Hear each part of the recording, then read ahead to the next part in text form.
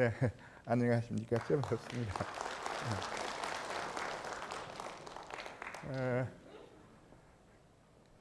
제가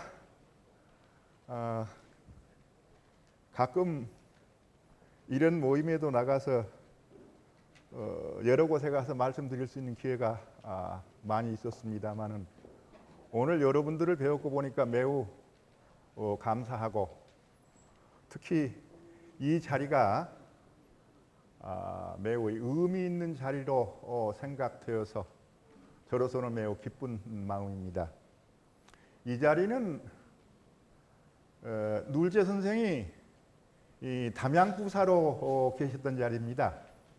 그러니까 이 담양곡을 계셔서 담양부사로 재직하실 때 석헌 유옥 선생이 무한 현감으로 계시면서 여기 들려서 그 다음에 순창 그 당시에 순창 군수가 충안 김정 선생이고 그래서 조금 전에 말씀드렸던 3인대 상소라고 이야기합니다마는 중종조 사건으로 인해서 중종조의 신비를 복위시키라고 하는 사건을 그 사실을 상소했던 그 자리가 3인대입니다. 그래서 제가 예상컨대는 아마 무안에서 여기 오셔서 누르제 선생 담양부사 만나고 그 다음에 넘어 순창 가셔서 그리고 3인대 함께 모여서 이렇게 상소를 올렸고 특히 이 건너에는 석헌 선생 유택이 계십니다. 그러니까 우리들이 흔히 말하는 그 묘소가 여가 있고 또 그분 고향이 여기고 그래서 이 자리에서 석헌 선생에 관한 말씀을 드린다는 것이 저로서는 매우 감사하고 또한 여러분을 이렇게 배워서 즐겁습니다. 저는 조선조 전체적인 역사에서 석헌 선생이 차지하는 이 상과 그 업적은 어떤 것이냐.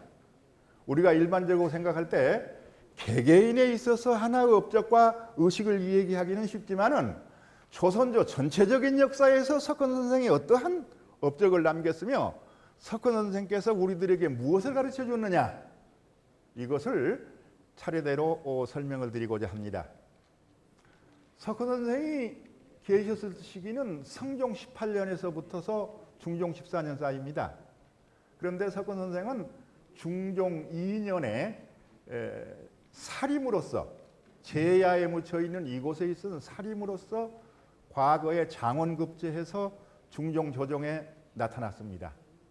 그러니까 중종 2년부터 석헌 선생이 중종 14년에 돌아가셨으니까 약 12년 정도를 중종조 조정을 이끌면서 조선의 역사에서 어떻게 사림들이 어떻게 조선의 역사가 올바로 이끌어 나갈 것이냐 무엇을 어떠한 정신을 우리들에게 심어줬느냐 이것이 이 시간에 여러분과 더불어서 함께 생각해야 될 문제입니다.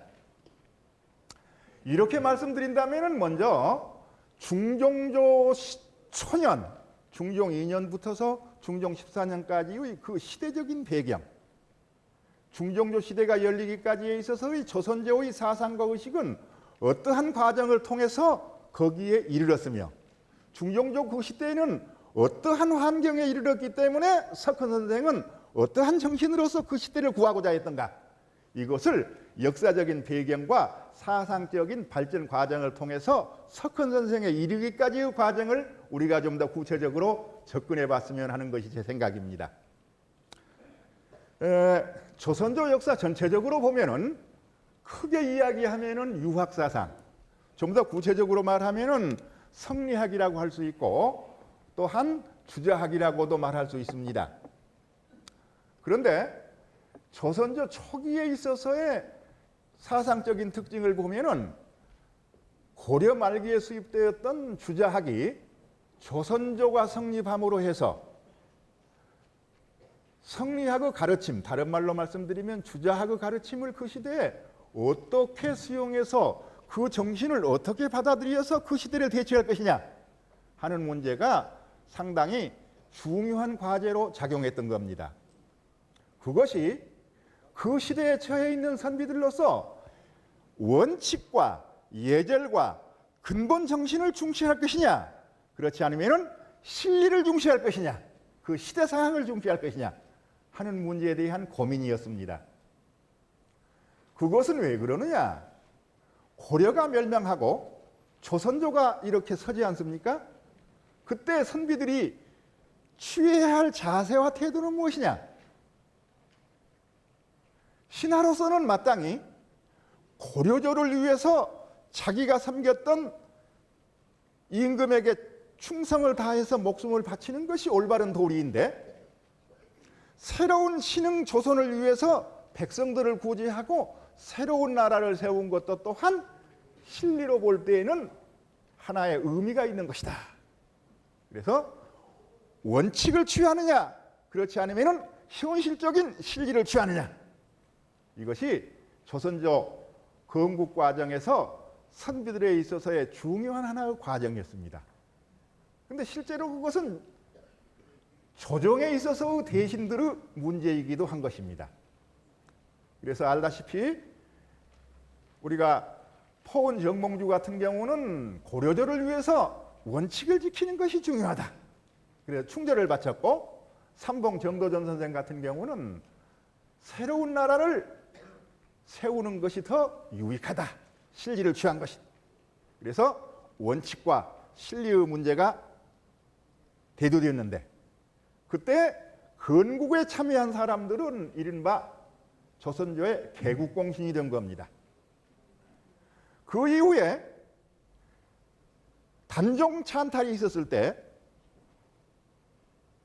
세조가, 다른 말로 하면 수양대군이 단종오지기를 빼앗으려고 할 때 현실적으로 단종에게 충성을 바치는 것이 올바른 일이다, 그러한 정신을 생각했던 것이 사육신이고, 그 다음에 이른바 세조를 위해서 새로운 임금을 세워야 된다, 이게 이른바 정난공신들입니다. 한명회를 위시해서. 그러니까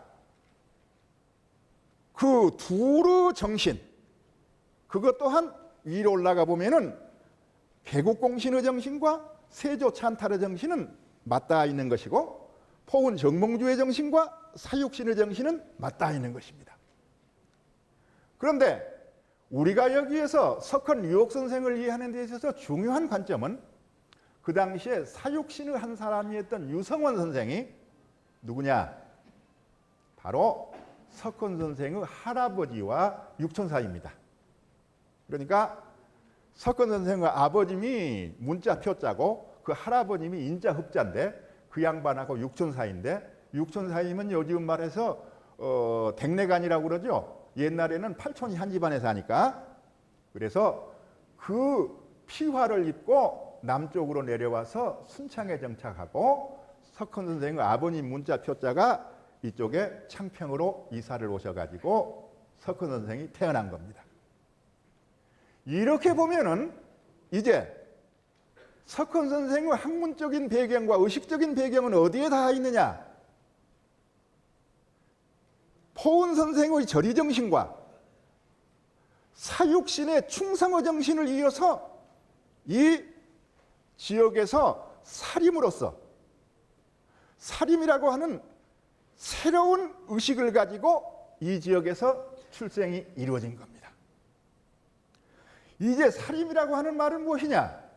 이것은 다른 말로 말하면은 선비다 그러는데, 선비사자 위에다가 왜 수풀림자를 붙이느냐? 그 림이라고 하는 것은 조정의 대신들과 뜻이 맞지 않아서, 조정의 대신들은 벼슬아치들로서 자기들의 이익을 취하는 경향이 많고, 그들과 뜻이 맞지 않으면 스스로 도를 지키기 위해서 조정을 떠나서 산속에 숨고 싶다.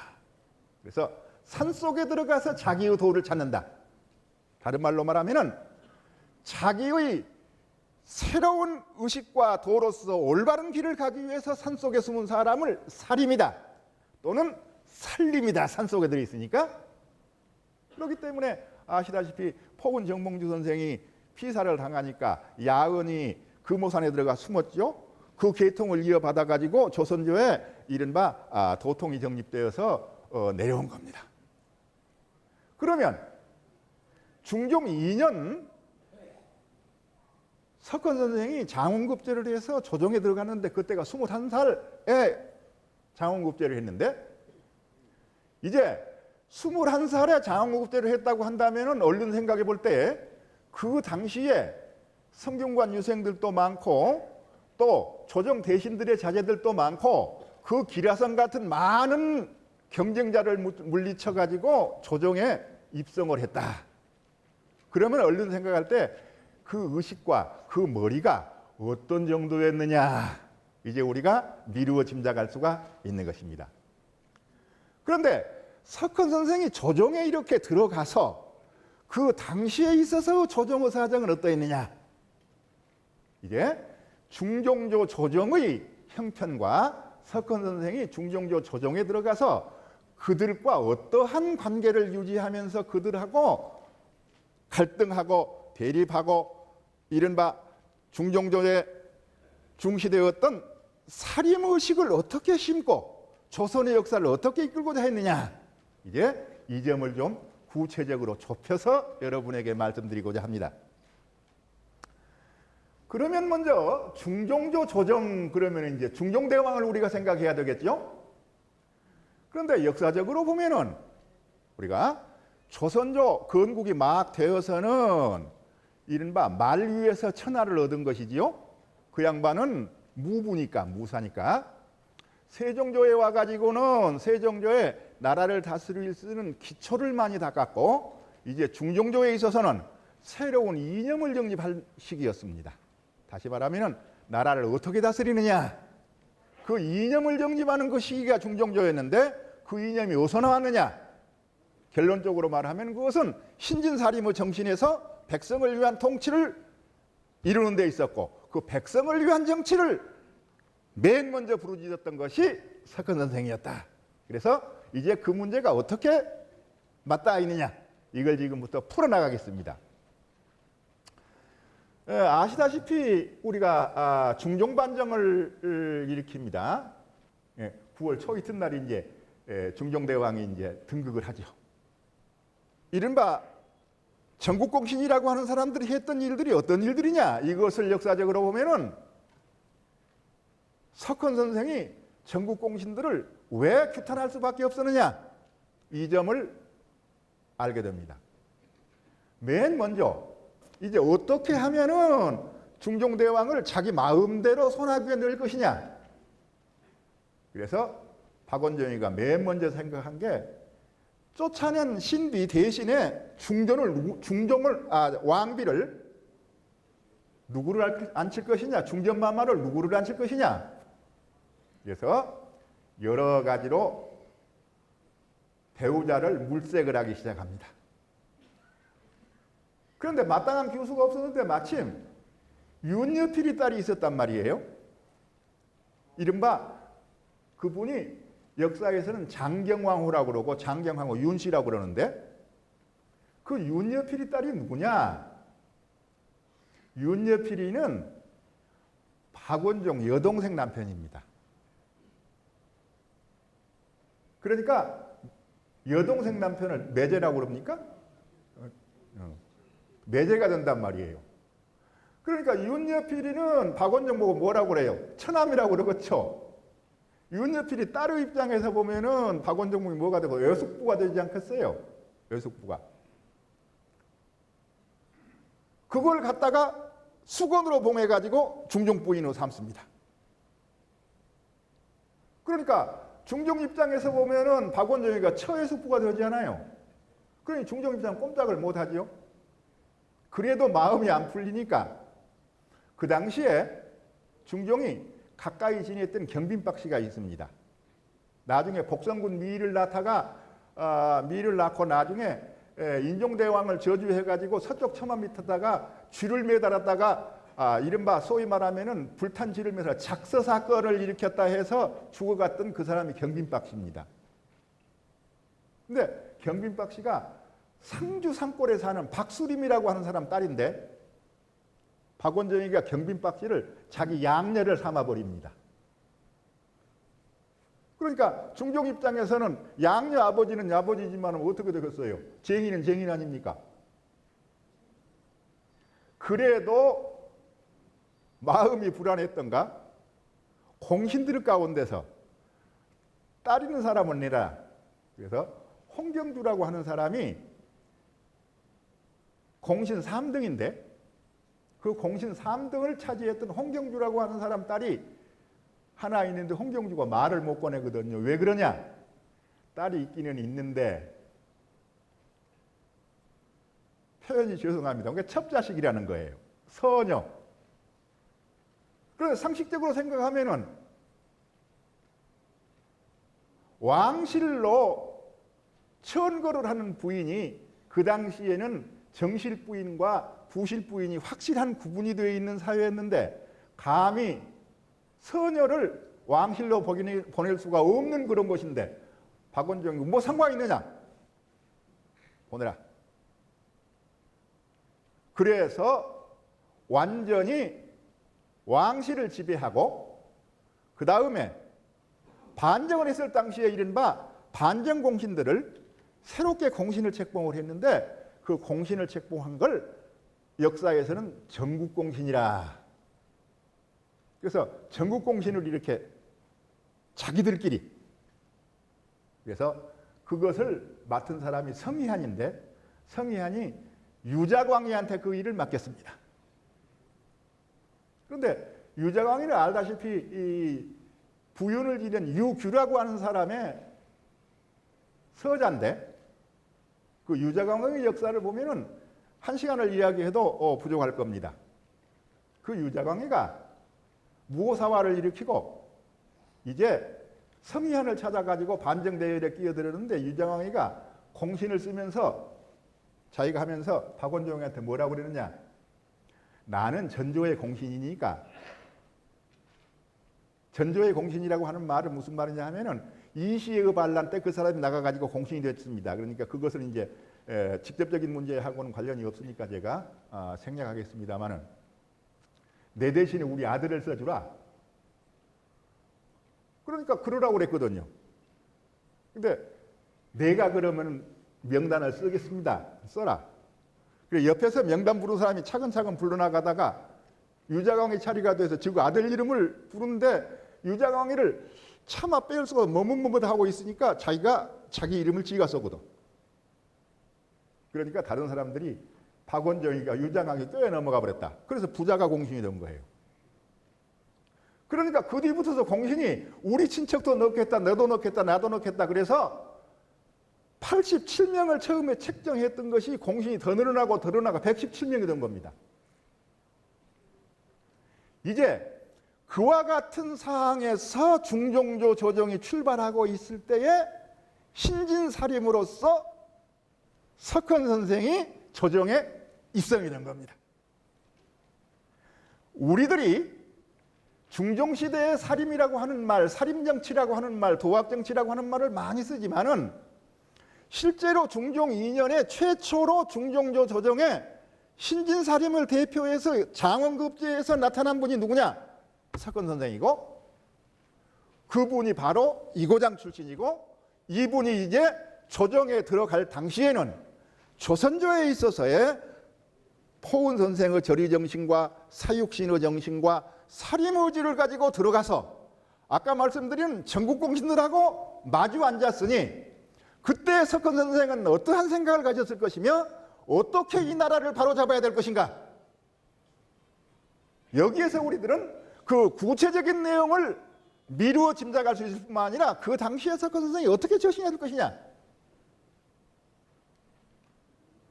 이러한 점에서 우리가 지금부터서 석헌 선생의 활동과 그 내용에 대해서 이제 좀 더 구체적으로 접근해 보도록 하겠습니다. 그런데 중종 조정에 이제 고민이 생기기 시작합니다. 왜 그러냐? 아까 말씀드린 윤여필의 딸 윤비가 그분이 이제 장경왕후가 되지 않습니까? 나중에 신비는 단경왕후가 되고 이 양반이 애를 못 낳아요. 그 당시에 후궁들 속에서는 아까 말한 희빈홍 씨는 복성군을 낳고 그 다음에 수기홍 씨는 금원군, 죄송합니다. 홍 씨는 금원군을 낳고 경빈박 씨는 복성군을 낳고,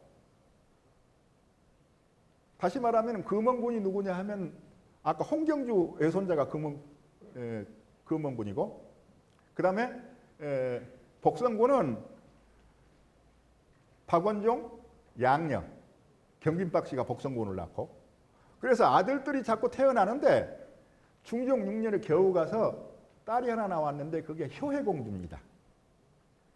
그리고 중종 10년이 돼서 아들을 낳다가 이 양반이 죽어버립니다. 일주일 만에. 그러니까 중종 10년에 아들을 낳다가 죽고 조정안을 보니까 후궁들한테서는 4살, 5살, 6살 애들이 커나가고, 전국공신이라고 하는 사람들은 조정 안에서 날뛰고 있는데 중종 입장에서는 어떻게 하겠습니까? 거기다가 가뭄이 들고 날씨는 병개를 부리고 살아나는 방법이 없습니다. 가만히 생각해 보니까 내가 왜 이렇게 됐던가. 그래서 거기에서 중종이 생각해낸 것이, 이제 만 백성들이 지혜를 모아가지고 이 어려움을 어떻게 타개했으면 좋겠느냐, 그걸 한번 물어보자. 그래서 전국에다가 구원을 청합니다. 구할 구자 말씀은 자.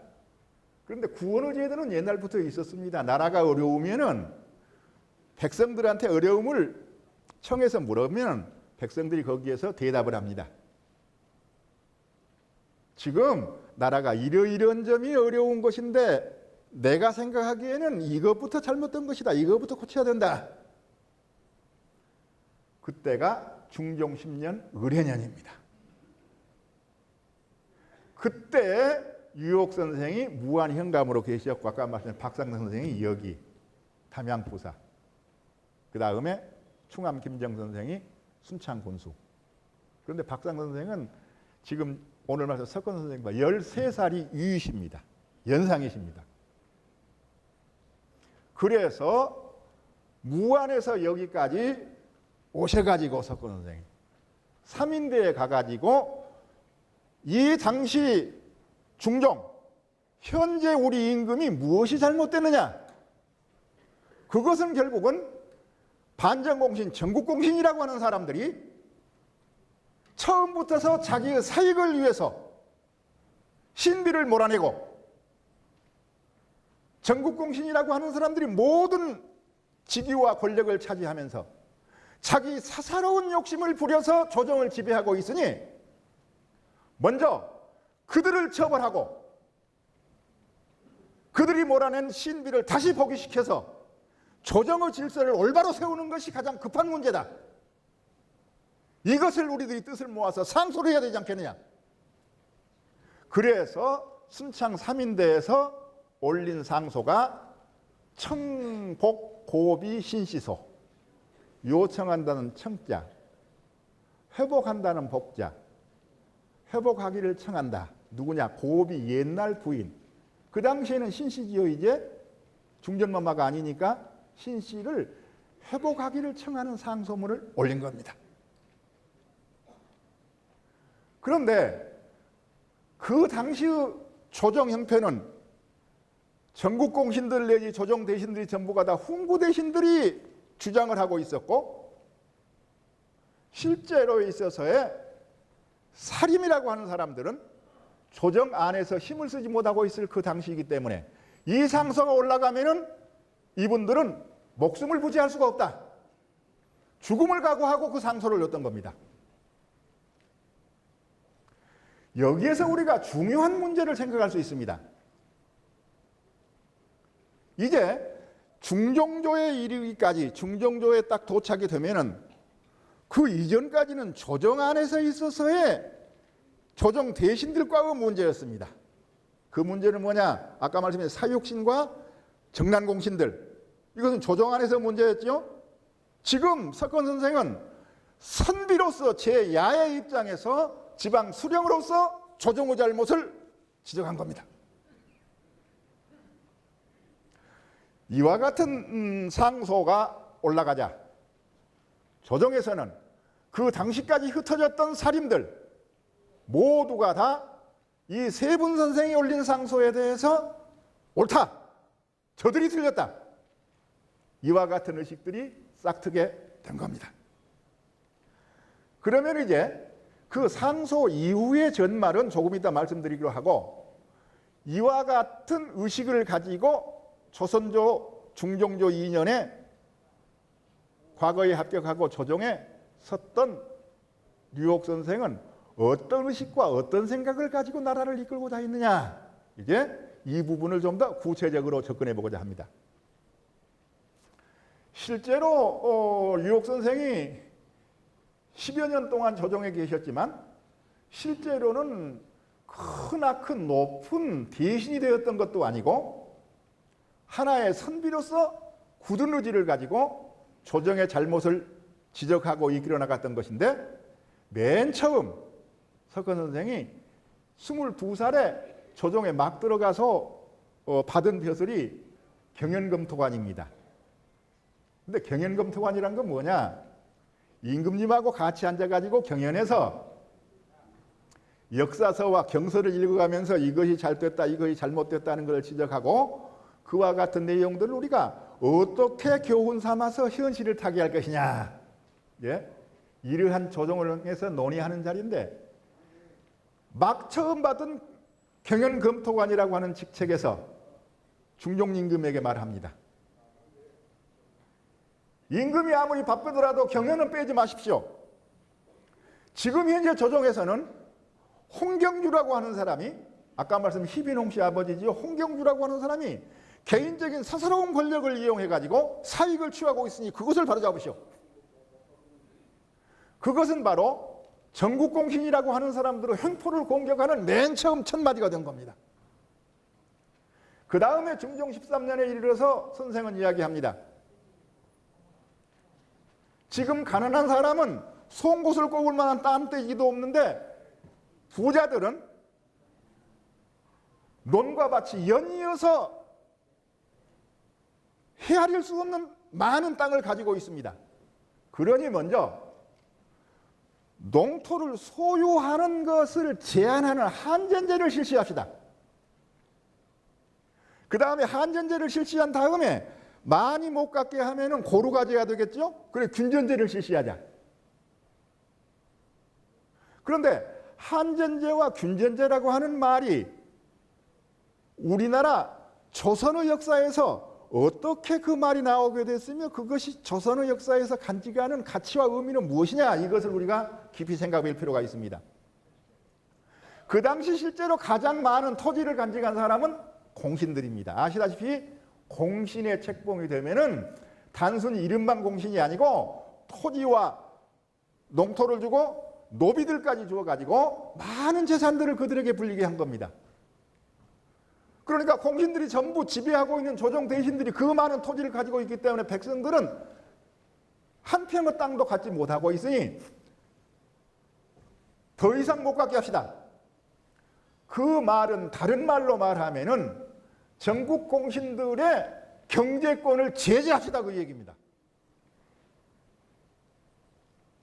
그런데 조선조 전체에서 토지의 제도를 쉽게 논하는 것은 어렵습니다. 특히 신하로서는 안 되는 일입니다. 왜 그러느냐? 아시다시피 전 나라 국토가 촌토도 누구의 땅입니까? 제왕의 땅이고 일민도 하나의 백성도 임금의 백성인데, 토지를 제한합시다는 이야기는 임금의 재산권을 침탈하자는 이야기고 조정 대신들의 재산을 한정시키자는 이야기이기 때문에 제도적으로 그 얘기를 해서는 요즘 말로 말하면 살아남지를 못합니다. 그래서 조선조 이후에 지금까지, 조선조부터서 초기부터서 그 역사적으로 토지제도를 논하는 것은 금기사항이 되어 있습니다. 그런데 석헌 선생은 중종 13년에 이 얘기를 했거든요. 그런데 여기에서 우리가 중요하게 지적해야 될 거 있습니다. 꼭 기억해야 될 것은 석헌 선생이 제시했던 토지제도는 그 당시에 임금하고 둘이 앉아가지고 이렇게 합시다라고 임금 앞에 대고 대신들과 더불어서 같이 논의하면서 하자라고 얘기한 것이고, 뒷날 조선조에서 토지제도를 바로잡아야 된다 하는 이야기, 다른 말로 하면 농사 짓는 사람에게 토지를 줘야 되지 않겠느냐 하는 이야기는 석헌 선생보다도 약 150년 이후에 실학시대에 접어들어서 반개 유형원이라고 하는 사람이 처음으로 제시한 겁니다. 그런데 반개 유형원이라고 하는 사람도 그 당시에 그 이야기를 하면은 자기의 목숨이 부지하기가 어렵거든요. 그래서 말을 못하고 부안에서 반개수록이라고 하는 책을 썼는데 그 책도 바깥으로 나가면 어려워지니까 남에게 알릴 수가 없어서 자기가 죽으면서 이 책은 좀 불태워 없애라. 그런데 효종 때에 이르러서 겨우 그 책이 간행되어 나온 겁니다. 이게. 그러면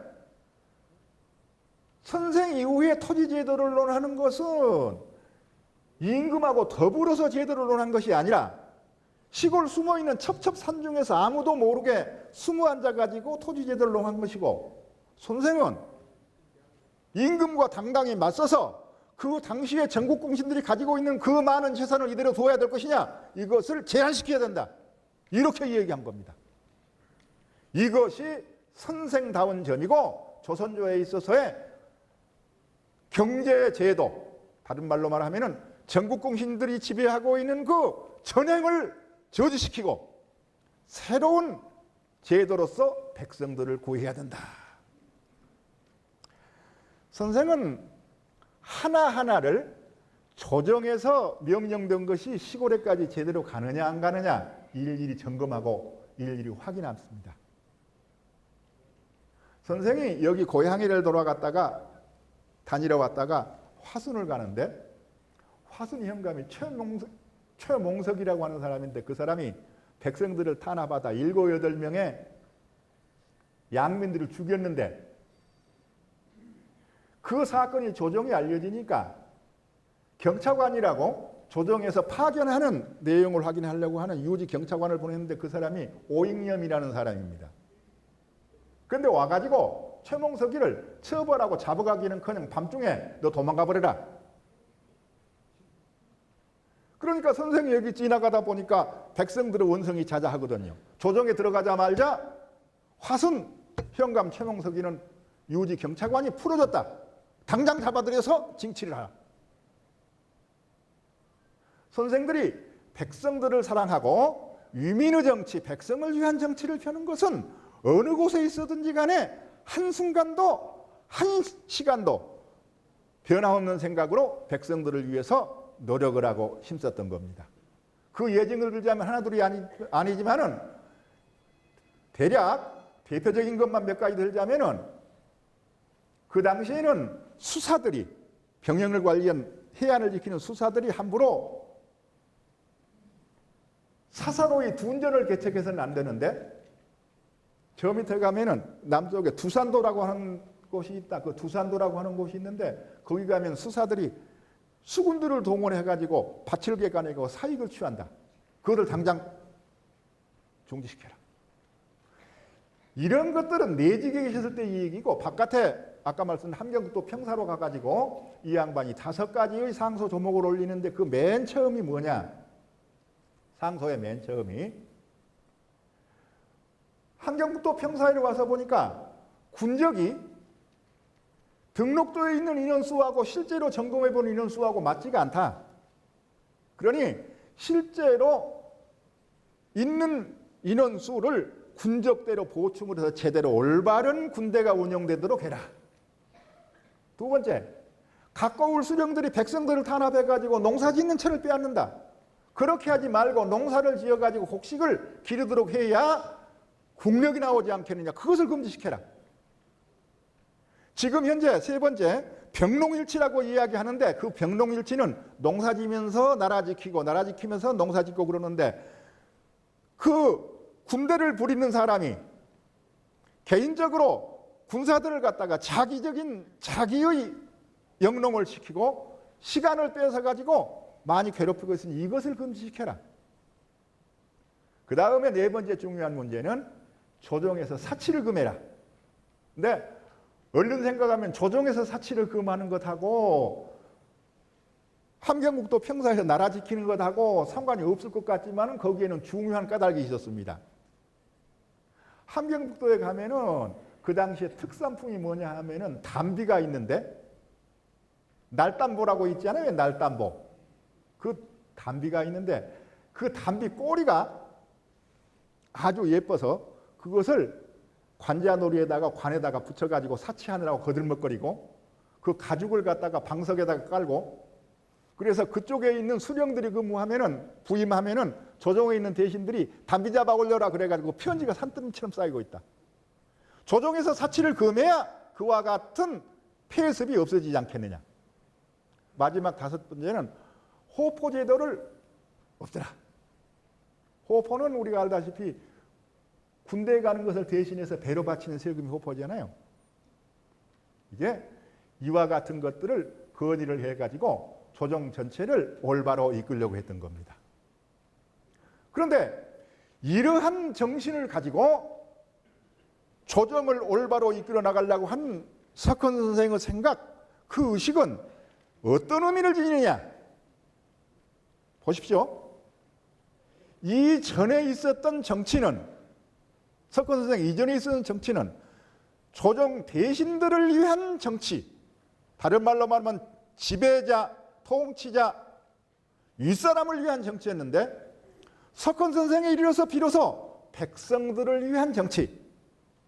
그러니까 사림이라고 하는 분들의 출신이, 석헌 선생이 우리나라 최초의 신진사림인데 사림이라고 하는 분들은 어디냐? 조정 대신들의 백그라운드가 아니고 누가 백그라운드 백입니까? 배경입니까? 백성들한테서 나왔다. 석헌 선생 같으면 이고장을 배경으로 해서 성장했기 때문에 당연히 백성들을 위한 정치를 이루고자 한 것이다. 그러니까 중종조 초기에 있어서의 사림 정치는 무슨 정치냐? 위민의 정치다. 위민의 정치는 무슨 정치냐? 임금을 위한 정치가 아니고 백성을 위한 정치인데 그 정치가 바로 올바른 도를 심어준 정치다. 그래서 흔히 이것을 도학이다. 길도자 배우락자. 도학의 정치, 도학의 사상이다. 중종조의 도학의 이념을 가지고 선비의식으로서 최초의 우리나라에 있어서 백성을 위한 정치를 펴기 시작했던 것은 석헌 선생이 처음이고 그와 같은 정치를 펴니까 신진사림들이 최초에 나타난 석헌 선생의 의식과 생각에 동조해가지고 전부 다 모여든 겁니다. 그러면 우리가 중종조 때 신진사림에 있어서 석헌 선생은 어떤 이치와 어떤 이상이었느냐? 그때 중종조정에서 같이 한꺼번에 일을 했던 분들이 정광필이라든가 김정국, 김한국, 그 다음에 최산두, 기준, 이른바 기묘사림들을 중심으로 해가지고 이끌어 나갑니다. 그러니까 이제 석헌 선생님 그때부터서 가장 신진사림으로서 가장 먼저 선두에 계셨으니까 이제 사림들은 선생을 중심으로 해가지고 이제 모든 문제들이 논의되고 중요한 사실들이 결정이 됩니다. 무한현감으로 나가서 이 양반이 근무를 하고 있을 때 그 당시에 전라도 관찰사가 임유경이라는 사람인데 전라도 관찰사가 1년에 2번씩 전체를 합니다. 전이라고 하는 것은 전체란 말은 평가한다는 얘기인데 전이라고 하는 것은 낮을 전자 등급이 가장 낮은 점수를 말하고 최라고 하는 것은 가장 높은 점수를 말합니다. 그런데 그것 때문에 관찰사에게 지방 수령들이 갖다가 뇌물을 갖다 주고 좋은 점수 받으려고 아첨하는 사람들이 많은데 선생은 돌아보지를 않았습니다. 그러니까 임유경이가 조정의 평가를 올리는데 중등으로 올렸거든요. 그런데 미리서 말씀드립니다마는 석헌 선생이 계시는 곳마다 석헌 선생의 선점, 아전들이 무서워하고 백성들을 위한 정치, 청렴한 기상이 돌았다. 그 기록은 동국 여지승남이라고 하는 책에 이 양반이 종성부사로 가 있을 때 종성현에 관한 기록에 거기 나오고 무한현에 관한 기록이 거기에 나오고 그래서 동국 여지승남 56권에 보면은 그 기록이 되어 있습니다. 그래서 명환 이름 있는 벼슬아치 가는 곳마다 그와 같은 칭찬을 받았는데 임유경이라는 사람이 중등을 평가하니까 그 평가하는 것이 어디로 갔겠습니까? 조정에 갔겠지요. 조정에 가서 다른 사람들이 이것을 보고 임유경이라고 하는 사람은 성내고 기쁘고 하는 것이 다시 말해 희노가 때를 잊었다. 기뻐할 때는 성내고 성낼 때는 기뻤다. 다른 말로 하면 감정이 제대로 안 잡혀 있는 사람이다. 그 말은 무슨 말이냐? 선생한테 즐겁게 하고 선생한테 올바로 대해야 되는데 선생한테는 화를 내고 뇌물 갖다 준 놈한테는 즐거워하고, 그러니 이 사람을 그 자리에 둬서는 안 된다 하고 탄핵상소가 올라간 겁니다. 그만큼 선생의 청렴하고 올바른 의지들이 이제 조정의 기강으로서, 조정의 정신으로서 올바로 자리를 잡혀가게 된 것입니다. 이제 이와 같은 선생의 의식은 조선조 전체로 볼 때는 어떤 의식이냐? 이제 살인의식, 다른 말로 말하면 조정의 지배계급이 아니라 백성들의 뜻이 조정에 반영되어서 그 전까지는 조정의 지배계급을 위한 정치가 백성을 위한 정치로 바뀌어지는 계기가 된 것이다. 그것이 석헌 선생의 중요한 업적이다. 그렇기 때문에 그때부터서는 이제 백성들의 권리, 백성들을 위한 정치, 이것이 올바로 이루어지는 계기가 된 겁니다.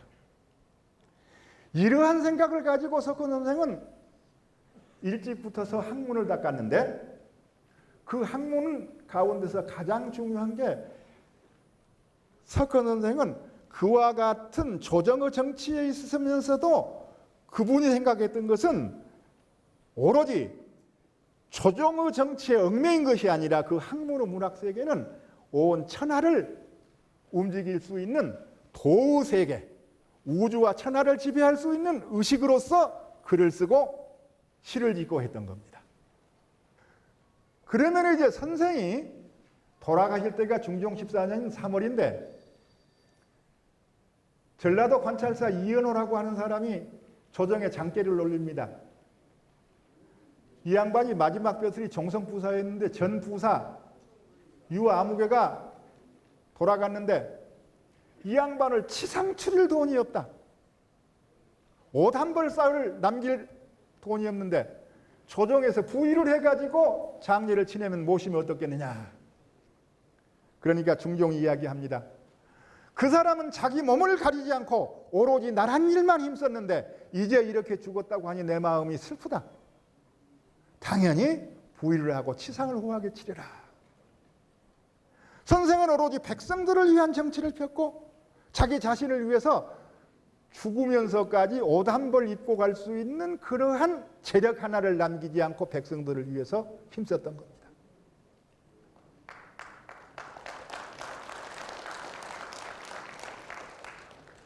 그러면 얼른 생각하면 선생들이 그와 같이 전국 공신들 그 사람들에게 밀려나서 선생들이 주장했던 것은 그들에게 당하고 끝나고 말았을 것이냐? 그렇지 않습니다. 이제 10월이 되니까 조광조가 상소를 올립니다. 전국 공신들 사쿤, 아까 말씀드린 공훈이 87명에서 117명까지 됐다고 말씀드렸죠. 그 사람들 공로를 삭감해라. 그래서 조정의 질서를 바로잡아야 한다. 그러니까 하는 수 없이 조정에서는 공훈을 깎으려고 하니까 공신들은 어떻게 했어요? 어떻게 해서든지 자기들이 살 길을 마련하려고 한 것이 기묘사화를 일으킨 겁니다. 그러니까 선생의 상소가 전국공신 상소로 이어지고 전국공신 상소가 바로 기묘사화가 일어나고 기묘사화가 일어날 때가 11월 달입니다. 그러면 이제 석헌 선생의 사상은 이후에 어떻게 정립이 되어 가느냐? 기묘사화가 일어나가지고 호남으로 정립됨으로 해서 석헌 선생의 정신은 어떻게 보면은 기묘사화로 인해서 공신들의 세상이 됐기 때문에 공신들이 자기들이 승리했다고 생각하는지 모르겠지만은 조선의 역사는 선우편에서 의리를 높이고 사림의 정신이 올바르다고 기록함으로 해서 조선의 역사 전체가 올바른 길로 흘러가고 선의 역사로 갈 수 있는 갈림길이 바로 석헌 선생의 선비정신으로부터 나오게 된 겁니다.